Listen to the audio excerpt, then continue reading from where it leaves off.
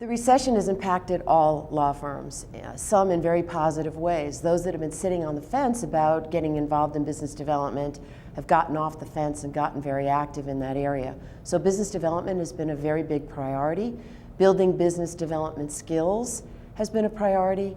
And most importantly, getting out there and being in regular touch with our clients and knowing what their needs and wants are today and in the future. As an attorney, and after many years of helping lawyers build their reputations and their practices, I can tell you lawyers can be superb business developers. The same skills that make them successful as a trial lawyer or a transactions lawyer are a gold mine in terms of business development success. So let me take you through the phases of a jury trial and show you how they align with making a pitch call. So we begin, of course, with jury selection. Just as you select a jury calculated to give you the verdict you're going to ask for, you are going to choose a client to pitch to that is likely to retain you. The client prospect has to be selected and qualified, and you must understand them and your value to them. Preparing to make a pitch call is detailed and careful work that is critical to success, just as your trial preparation is critical to your success at trial.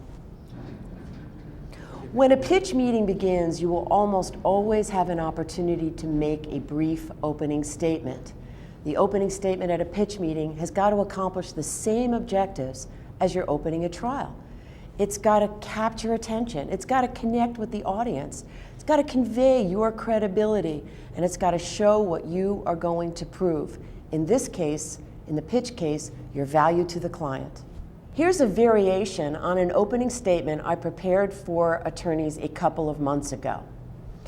We understand that XYZ brands are the foundation of your worldwide value to your partners, clients, and shareholders, and that your strategic plan calls for ambitious growth that will require a new level of IP protection and leverage.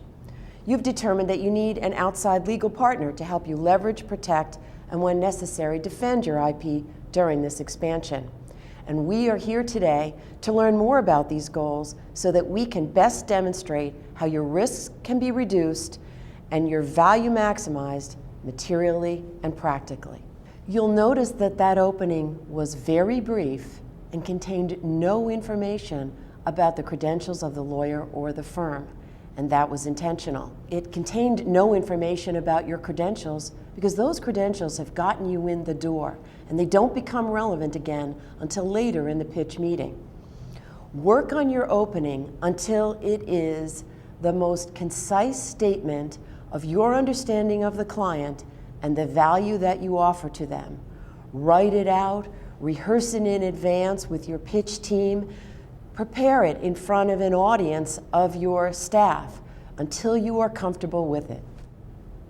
As every master of the courtroom knows, direct is the most challenging part to a lawyer, because the litigator must in fact, the masterful litigator must in fact disappear and let the story be told through the voice of the witness. The witness brings your theory of the case to life through the questions you prepared in advance, as well as the new ones you create through active listening to their responses. You kept your opening short to get the meeting focused on the client as early as possible, and that is where the focus needs to remain until you have a complete understanding through your questions of what is important to the client, why is it important, and what they need to be able to sell you to their management. You get that information by asking open-ended questions that lead to discursive answers. Just like your opening, you'll need a plan for your questions prepared in advance.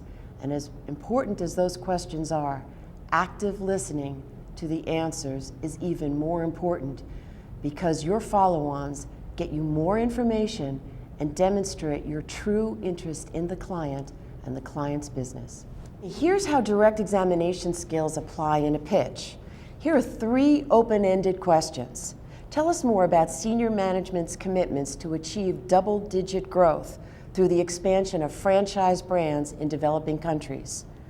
Where have you had the greatest successes in getting prepared for the IP issues, especially in the BRIC countries that are of your highest priority?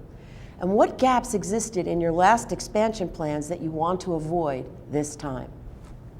Of course, you'll have more than 3 questions, but these 3 questions are the kinds of questions that allow your direct examination skills to learn what's important to the client and what it's going to take for that client to sell you up the chain of management.